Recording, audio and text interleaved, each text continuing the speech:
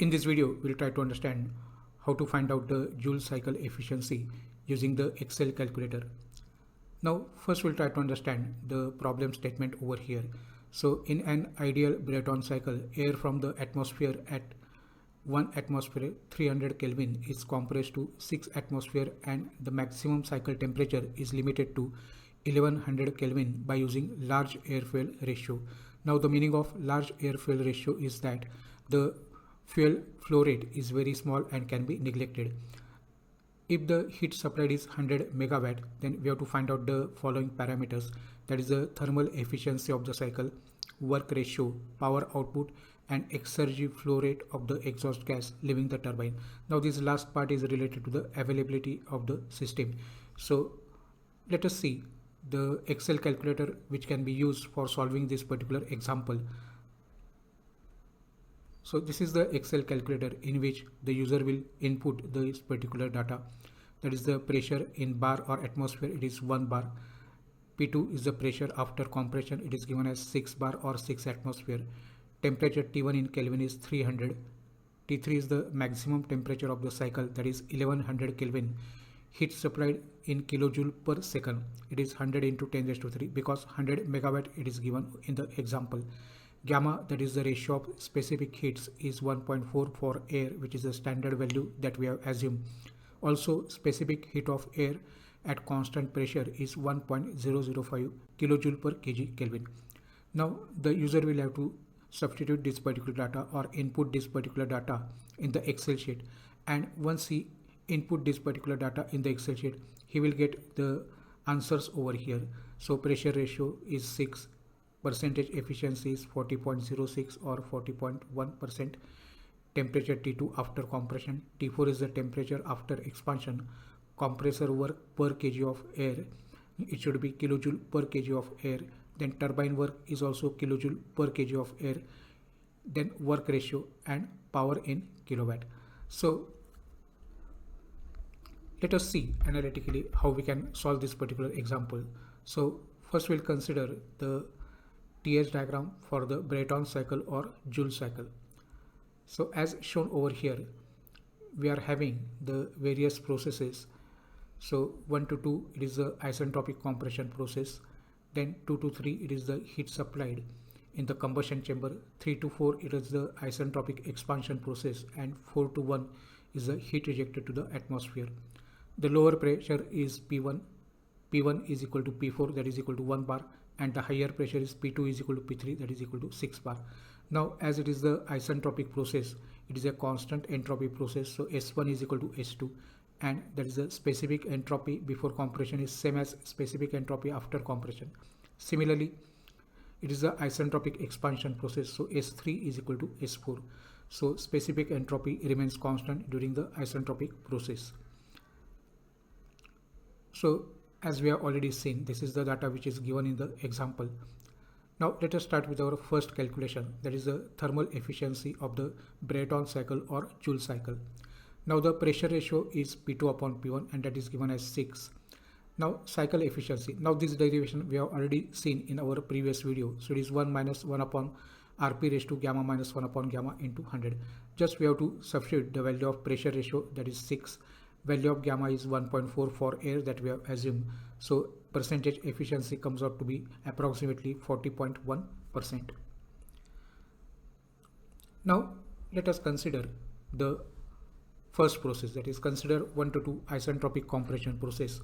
So according to the isentropic compression process, T2 upon T1 is equal to pressure ratio raised to gamma minus 1 upon gamma. So let us substitute the values of T1. T1 is 300 Kelvin, pressure ratio Rp is 6, gamma is 1.4. So value of T2 that we'll get is 500.55 Kelvin. Similarly, consider 3 to 4 isentropic expansion process. So again, T3 upon T4 is given by Rp raised to gamma minus 1 upon gamma. T3 it is given as 1100 Kelvin. T4 we have to calculate, pressure ratio is 6 and gamma is 1.4.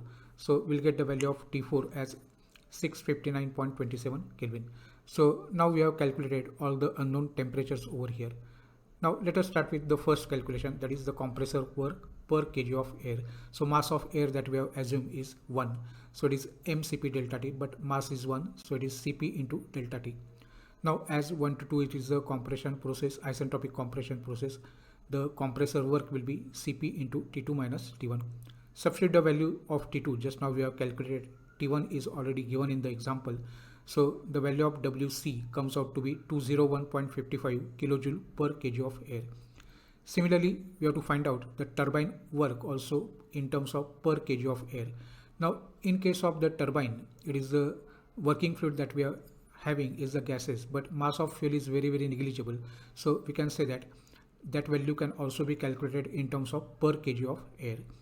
So it is Cp into T3 minus T4. Value of T4 just now we have calculated, it is 659.27. T3, value of T3 is given as 1100 Kelvin and Cp is 1.005.